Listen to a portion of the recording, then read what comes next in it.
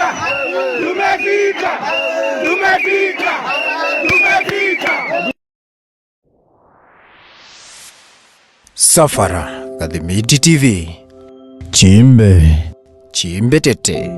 The best ahead of the rest.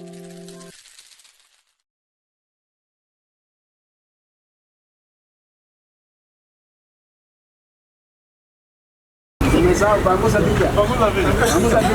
Mbele ya kamera.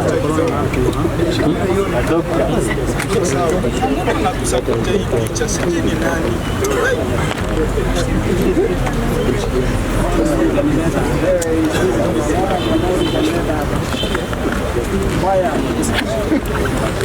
Mbele ya kwako, nina mshiko kwako mimi. Ama Punge power. Punge power. I'm Comrade Lawrence. Na siku ya leo nataka niseme hivi. First, I want to start by recognizing an hero in this country. A Kenyan hero who goes by the name Mutuse. An MP from Kibwezi West.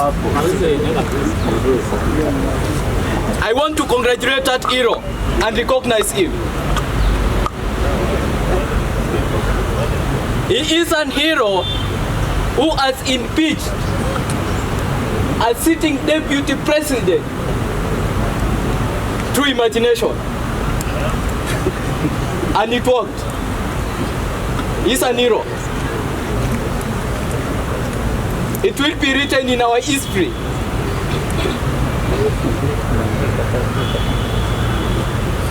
I want to say this. I will not take a lot of time. I heard some people saying President chose a person from minority. Sasa kwa hivyo hataweza kupata kura 2027. I want to ask you, who has told you the president has chosen his deputy because he wants votes? Nani amekwambia hivyo? Vile tunajua Ruto hawezi shinda kujitafutia kura. Ruto alikuwa anataka deputy mwenye atamtafutia makura, hapana. Ruto alikuwa anataka deputy mwenye atamsikiza. In the 48 laws of power, never outshine your boss. That is what Rikiji did. And you see now where he is. Never outshine your boss. Never. It's in the 48 laws of power. Sasa Ruto alikuwa anataka yule mtu anamsikiza. Akimwambia left, ni left. Akimwambia right, right. Akimwambia lia, akimwambia inama, anainama. Ruto alikuwa anataka mtu mwenye anataka kura. Waje niwaambie ukweli. Waje niwaambie ukweli. Na hata kesho waje niwaambie, if you want to be wise, hata ukiandikwa mahali usikue mgerere ati you want to shine your boss. Bro, utapoteza kazi. Utapoteza. Hata nyinyi watu wa media mko na wale watu wenye wako juu yenu. Musi nini, cheza chini. Utapoteza kazi. When your boss says jump, don't say why. Say how high do you want me to jump?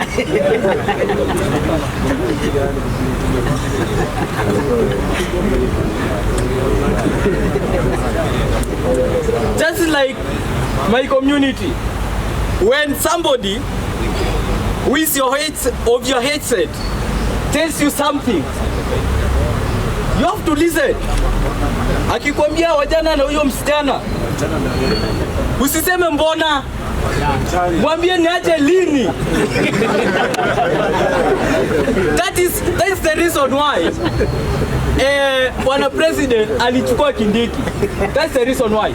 Nikimalizia. Now that we have a professor and a doctor, we expect things to work. Already we are seeing things working. We are already seeing things working in this country. You can't compare the economy of Uru and this one. Economy you do with dollars. Ile siku Ruto alichukua dola ilikuwa ngapi? Nataka mtu aniambie. Ilikuwa around 166. Sasa ni ngapi? Economy is measured in dollars. Economy iko sawa. Uke ilikuwa pesa ngapi? Kitu yenye tunasema kuna vitu tunafaa tu inyoshwe kwa hii serikali. Kuna vitu inafaa inyoshwe.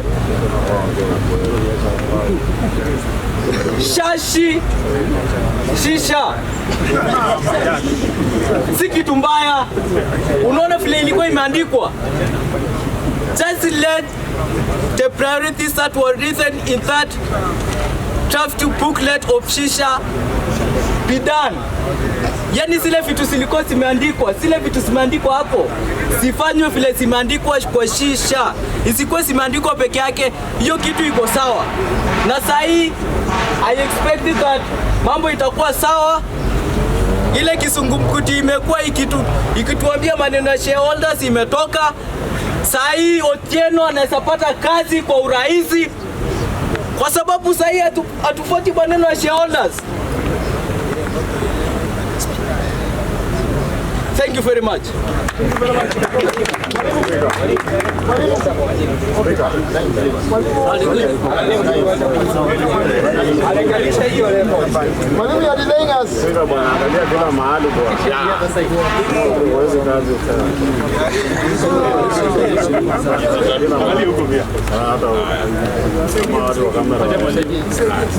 Thank you, Bwana Chair.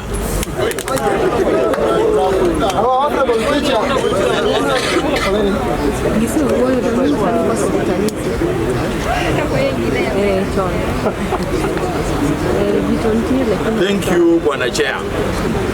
First, as a senior member of Bunge la Mwananchi, I would like to make it very clear on behalf of Bunge that in Bunge la Mwananchi is Odhiambo. I work for a political party which I'm not going to reveal. But from the outset I will say I'm not a government operative, so you don't have to fear. First, today was a historic moment in this nation, and history was happening right here in the capital city of Kenya, Nairobi.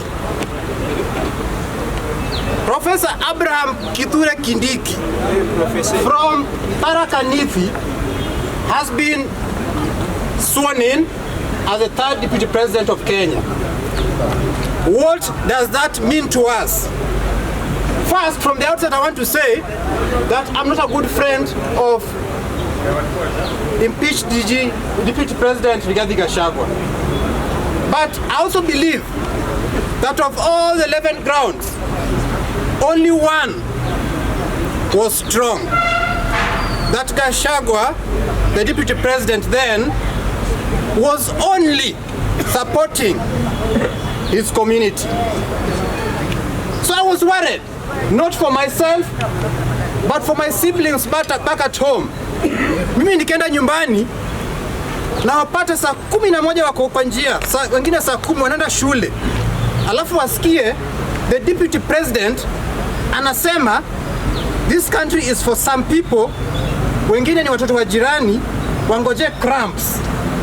Huyo mtoto akisikia hiyo na anaenda shule asubuhi ata lose up na shule.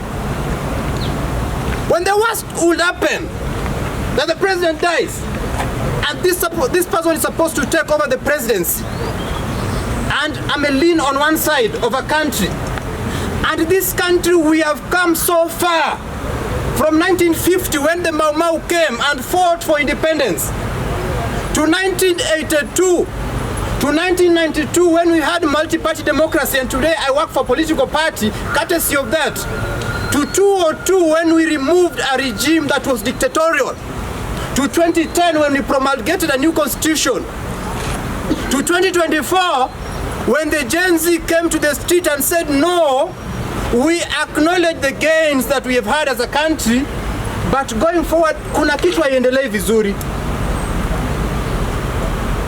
Dr. Kithure Kindiki was a fine gentleman when he was a senator and a majority leader at the Senate. But when he oversaw the killing of the Gen Z, I was taken aback. And Dr. Kithure Kindiki has never apologized. I'm waiting for his apology. The state of the nation. Adani deal. I don't have a problem with Adani. I don't have a problem with PPP partnerships, but the deal is bad. You cannot sell our airport for 30 years. But I've grown in this country, and sijafika hata 30 years.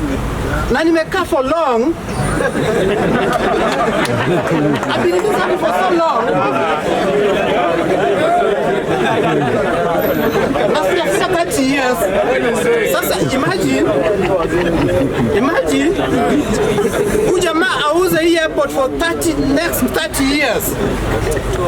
To make it worse, after 30 years, we give them 18% of our shares. Forever. No, man. That one is a bad deal. Mr. Secretary General, that one is a bad deal. The second thing that I know is a bad deal is the funding model of the university. That's a bad deal. Because students are put into bands. This country, Mr. Speaker, you told us not to talk about tribes, but we are in a way still negative ethnically.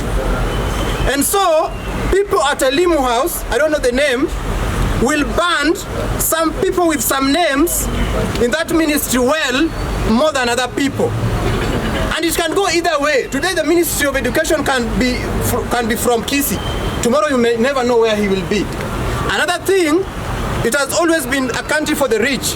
The rich in the village will just call the Ministry of Education and tell Ebu bandu huyo mtoto wangu vizuri. The children of the poor will still suffer because of this funding model. So I don't support the funding model. I want to conclude because I've seen a battery of speakers who want to speak here. But the first speaker when I came here said that this assembly was here since the 1990s. So today, I think 30 years later, I stand on the shoulders of Mashujaa who have been standing here. And I want to say to the media who are here, these are the unfiltered voices of the people. And the media, the mainstream, and the podcast, and the social media should always be here. Even the NIS, if they're here, I don't care. But these are the unfiltered voices of the people. I want to say that as you sit here, as the first speaker said, this is a sacred sport. Okay. This is a sacred sport. And one day if you get chance, Mr. Speaker, build a statue here for all the people who stood at this ground and all the people who spoke here. I want to apologize and say that this is my first Safara Gadhimiti TV. Chimbe Tete, the best ahead of the rest.